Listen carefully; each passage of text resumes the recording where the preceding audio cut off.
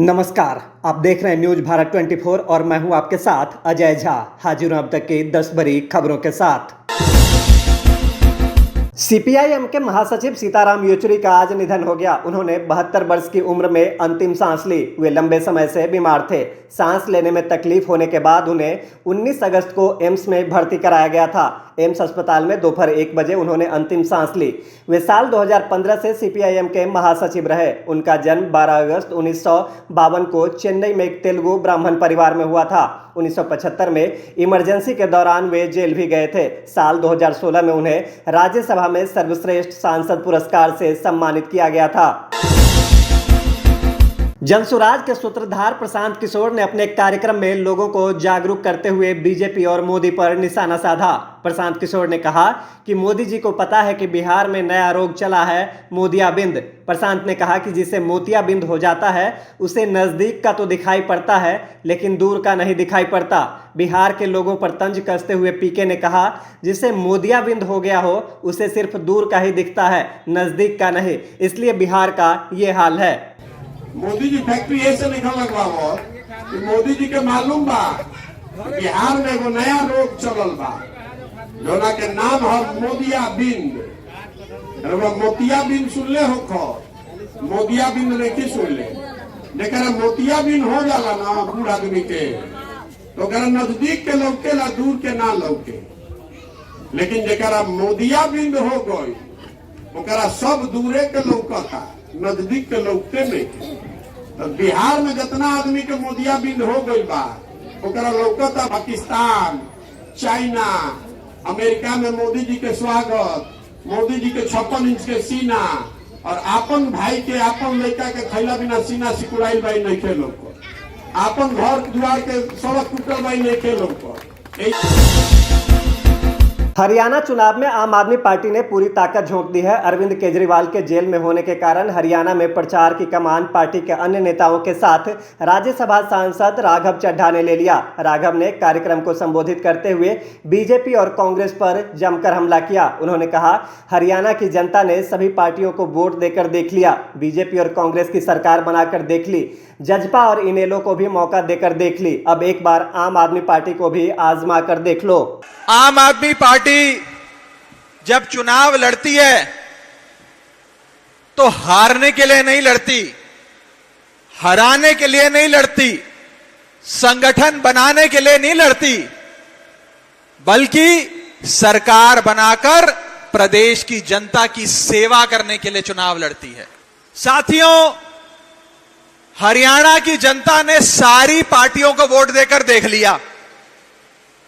BJP की सरकार बनाकर देख ली, उसके साथ साथ जजपा की भी सरकार बनाकर देख ली, कांग्रेस की सरकार भी बड़े लंबे टाइम तक हरियाणा में रही, इनेलो वालों को भी मौका दे दिया। एक एक करके सबकी बारी आ गई, लेकिन किसी ने भी हरियाणा के लिए काम नहीं किया। अपने अपने परिवारों का पेट भरने के लिए, अपनी अपनी पार्टियों और परिवारों को अमीर बनाने के लिए काम किया है। मैं आज हरियाणा की आवाम से अपील करना चाहता हूं कि जब बीजेपी को ट्राई कर लिया, कांग्रेस को ट्राई कर लिया, जजपा को ट्राई कर लिया, इनेलो को ट्राई कर लिया, इन सब ने आपका उद्धार नहीं किया, तो एक बार केजरीवाल की आम आदमी पार्टी को भी ट्राई कर देख लो।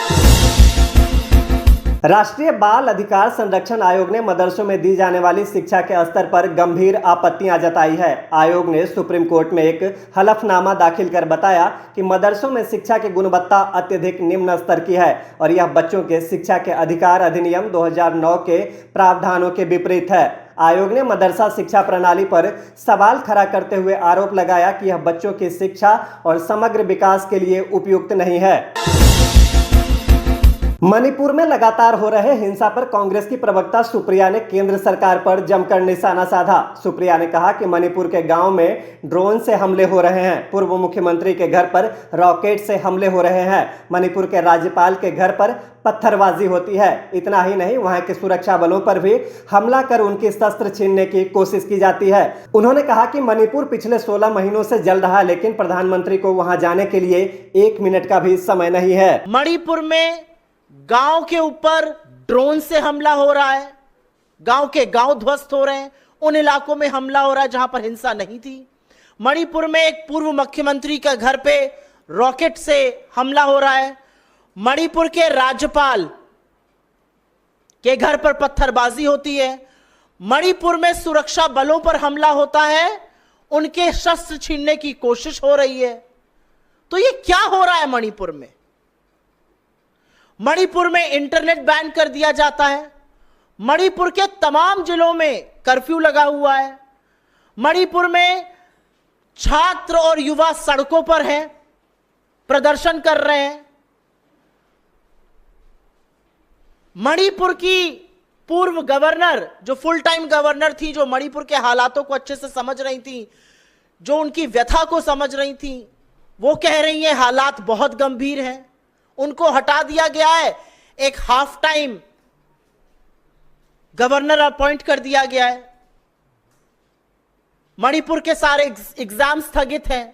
तो इस देश का एक राज्य जहां पर जाकर बड़ी बातें करने में नरेंद्र मोदी बयानबाजी करते थे, वो 16 महीने से जल रहा है। और इस देश के प्रधानमंत्री के पास 1 मिनट का वक्त नहीं है कि वो मणिपुर चले जाएं। मुख्यमंत्री नीतीश कुमार ने छपरा के मढ़ौरा में राजकीय पॉलिटेक्निक कॉलेज परिसर में नवनिर्मित 300 क्षमता वाले 2 छात्रावासों का उद्घाटन किया। साथ ही सीएम ने राजकीय औद्योगिक प्रशिक्षण संस्थान अवस्थित सेंटर ऑफ एक्सीलेंस का उद्घाटन एवं विकास योजनाओं का शिलान्यास किया। सीएम ने अपहर पंचायत में लगाए गए स्टॉल का भ्रमण कर विभिन्न योजनाओं से संबंधित लाभुकों को चेक भी दिया। सीनियर आईएएस अधिकारी संजीव हंस के ठिकाने पर प्रवर्तन निदेशालय की टीम ने छापेमारी की है। टीम ने आय से अधिक संपत्ति के मामले को लेकर संजीव हंस के पटना, दिल्ली, कोलकाता और मुंबई स्थित ठिकानों पर रेड की है। ईडी की टीम को जांच के दौरान कई कागजात हाथ लगे हैं। आज सुबह ईडी की अलग अलग टीम ने आईएएस अधिकारी के ठिकाने पर जांच करने पहुंची तो हड़कंप मच गया। बता दें कि कुछ दिन पहले ही गैंगरेप केस के आरोपी संजीव हंस और गुलाब यादव के पटना, पुणे, दिल्ली, नोएडा, गुरुग्राम, पंजाब समेत देश के दर्जन भर ठिकानों पर छापेमारी की थी। बिहार सिपाही भर्ती परीक्षा में पेपर लीक को लेकर चौंकाने वाला खुलासा हुआ है। आर्थिक अपराध इकाई ने कोर्ट में चार्जशीट दाखिल की है, जिसके अनुसार बिहार के पूर्व डीजीपी और केंद्रीय चयन परिषद के तत्कालीन अध्यक्ष एसके सिंघल ने पेपर लीक मामले में प्रिंटिंग प्रेस के मालिक से मोटी रकम वसूली है। ईओयू ने अपने रिपोर्ट में कहा कि एक कमरे में चलने वाली प्रिंटिंग प्रेस से 10% कमीशन लिया गया और उन्हें सिपाही भर्ती परीक्षा का प्रश्न पत्र छापने को दे दिया गया। इसके लिए किसी प्रकार का कोई फिजिकल वेरिफिकेशन भी नहीं किया गया। अब इस मामले में एसके सिंघल से पूछताछ की जा रही है। यह परीक्षा 1 अक्टूबर 2023 को ली गई थी। बिहार में मुर्दे भी सरकारी अनाज खाते हैं। भले यह सुनकर आप हैरान हो, लेकिन यह सच है। बिहार में खाद्य उपभोक्ता एवं संरक्षण विभाग ने 16,37,000 राशन कार्ड को पकड़ा है, जिनकी मृत्यु हो जाने के बाद भी उनके नाम पर राशन का उठाव हो रहा था। ऐसे 16 लाख से ज्यादा लोगों के नाम पर हर महीने प्रति व्यक्ति 5 किलो अनाज उठाए जा रहे थे। मुख्यमंत्री नीतीश कुमार के नेतृत्व वाली बिहार सरकार में ऐसे मृत राशन कार्ड धारकों के खिलाफ विशेष अभियान चलाया गया और 16,37,000 राशन कार्ड को रद्द कर दिया गया है। चंपारण के सिरिसिया थाना क्षेत्र के प्रॉपर्टी डीलर के द्वारा दर्ज कराया गया फर्जी लूट कांड का बेतिया पुलिस ने खुलासा कर दिया है। घटना में शामिल 5 अपराधियों को घटना में प्रयुक्त बाइक, लूटे गए मोबाइल, एक पिस्टल, एक कारतूस और 2 मैगजीन के साथ गिरफ्तार कर जेल भेज दिया गया। इस संबंध में बेतिया पुलिस के अधीक्षक अमरकेश डी ने बताया कि 6 सितंबर को सिरिसिया थाना में प्रॉपर्टी डीलर को पैर में गोली मारकर 5 लाख रुपए के साथ मोबाइल लूट की घटना का प्रॉपर्टी डीलर आदित्य तिवारी ने अज्ञात अपराधियों के खिलाफ मामला दर्ज कराया था। पुलिस ने एसआईटी का गठन कर इसका उद्भेदन किया। पैसे गबन करने के लिए प्रॉपर्टी डीलर ने साजिश रची थी। पांडे और यश मिश्रा, ये दोनों को हम लोग डिटेन करके जब पूछताछ किए हैं तो ये लोग बताया है कि ये जो लूटा हुआ मोबाइल जो है ये नवनीत राय नाम से कोई व्यक्ति के पास ये लोग मतलब रख दिए, उसको दे दिए हैं। और ये पिस्टल जिससे ये लोग फायरिंग किए थे, नवनीत ठाकुर नाम से किसी व्यक्ति को ये पिस्टल दे दिए हैं। तो इन लोगों के कन्फेशन के बेसिस पे हम लोग ये दोनों पिस्टल और ये मोबाइल, ये दोनों हम लोग रिकवर किए हैं। पिस्टल के साथ साथ हम लोग 2 मैगजीन्स और 1 कारतूस को भी हम लोग रिकवर किए थे। और घटनास्थल में घटना में जो प्रयुक्त मोटरसाइकिल है हीरो एक्सट्रीम, उसको भी हम लोग रिकवर किए। इसमें टोटल 5 लोगों को हम लोग अरेस्ट किए हैं। अभी तक की खबरों में बस इतना ही। मुझे दीजिए इजाजत। नमस्कार।